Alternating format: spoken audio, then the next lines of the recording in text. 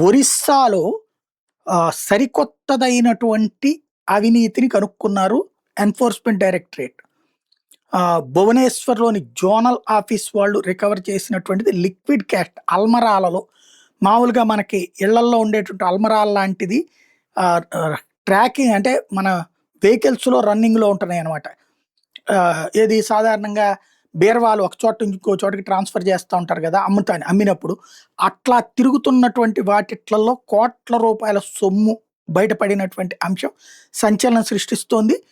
ఆహ్, ఏదైతే documents, immovable ప్రాపర్టీస్‌కి సంబంధించినటువంటి డాక్యుమెంట్స్ అన్నీ గూడా వీటిట్లో ఉన్నాయి. ఇవన్నీ మైనింగ్ లీజులకు సంబంధించినటువంటి డబ్బులని అనుమానిస్తున్నారు. కాంగ్రెస్ పార్టీకి సంబంధించినటువంటి వాళ్ళు దిగిపోయినటువంటి వాళ్ళు దిగిపోయినప్పటి నుంచి సెంట్రల్‌లో బీజేపీ ఉండటం, స్టేట్‌లో బీజేపీ ఉండటంతో డబ్బుల్ని ఇట్లాగా రోడ్డు మీదన అటు ఇటు తిప్పుతా చలామణి చేస్తున్నారన్నటువంటి విషయం బయటకొచ్చి, దాని మీదన రైడ్స్ చేస్తే ఇప్పుడు బయటపడిందన్నట్టుది. Prevention of money laundering act 2002 కిందన ఇప్పుడు దీని మీద కేసు పెట్టి ఈడీ విచారణ చేస్తోంది.